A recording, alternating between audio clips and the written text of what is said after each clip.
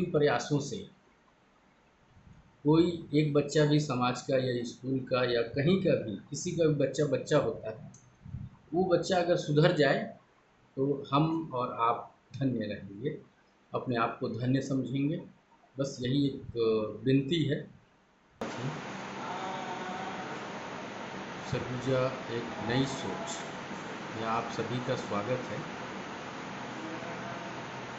नाबालिग बच्चों में जो अपराध की प्रवृत्ति बढ़ रही है, उसके विषय में एक बात आपके समक्ष रखनी है।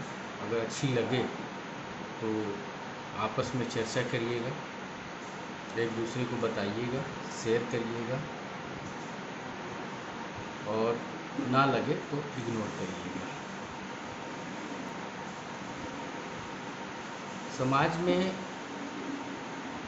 नाबालिग बच्चों के अंदर अपराध करने की प्रवृत्ति बढ़ रही है, चाहे वो मारपीट हो, लूटपाट हो, चोरी हो, या सबसे घिनौना अपराध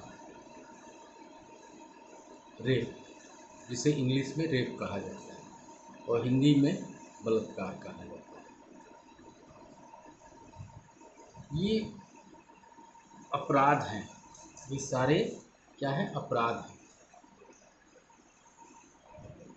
क्योंकि 18 से नीचे वाले को नाबालिग माना जाता है, लेकिन 14 साल से ऊपर आप देखे होंगे कि बच्चे आजकल आज के परिवेश में, रहन सहन में परिपक्व हो जा रहे हैं, मैच्योर हो जा रहे हैं। मतलब उसके अंदर सोचने समझने की शक्ति आ जाती है।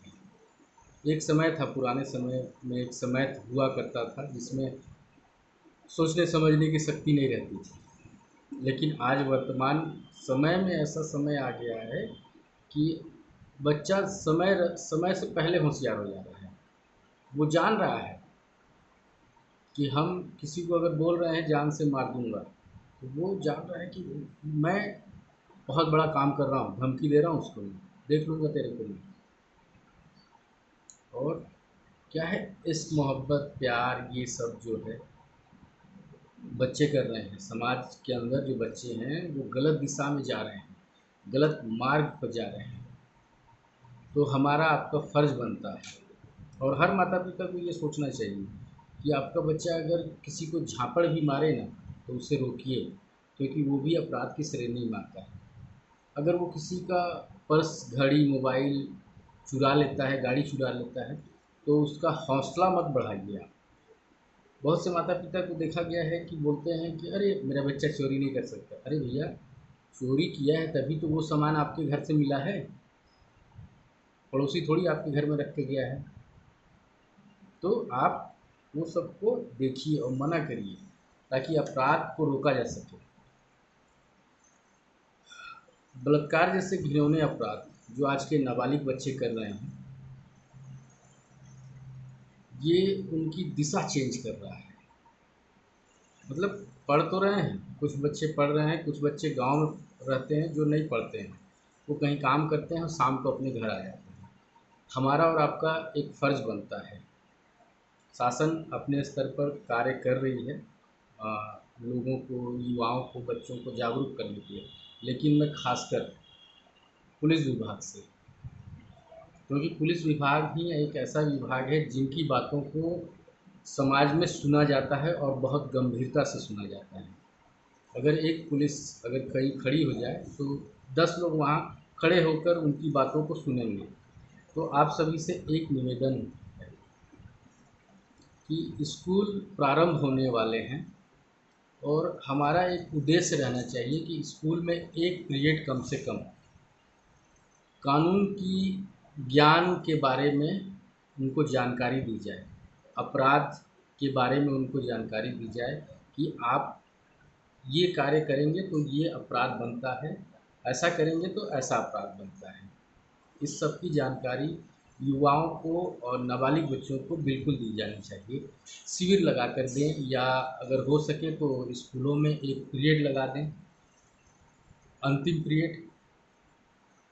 और जो बच्चे छूट जाते हैं, जो स्कूल नहीं जाते हैं, जो गाँव में रहते हैं, उनको भी शाम को, जैसे पहले रात्रिकालीन पाठशाला चलती थी, पुराने समय में 90, 92, 96 के समय में, वैसा ही एक पंचायत की तरफ से एक शिविर टाइप का शिविर ही लगाया जाए और वहाँ पुलिस विभाग का कोई सम्मानित व्यक्ति,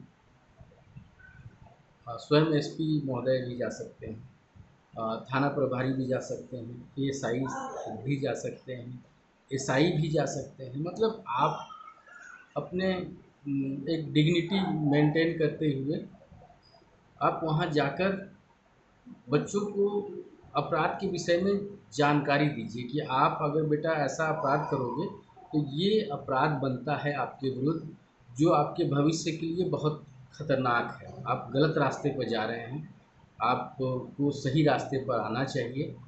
अगर हमारे इन प्रयासों से कोई एक बच्चा भी समाज का या स्कूल का या कहीं का भी किसी का भी बच्चा होता है, वो बच्चा अगर सुधर जाए तो हम और आप धन्य रहेंगे, अपने आप को धन्य समझेंगे। बस यही एक विनती है कि बच्चों के अंदर अपराध जो बढ़ रहे हैं, बच्चों के अंदर जो अपराध बढ़ रहे हैं, उन अपराध को कम करने के लिए, समाज में अपराधों को कम करने के लिए हमें सबसे पहले नाबालिग बच्चों के अंदर जागरूकता पैदा करनी होगी।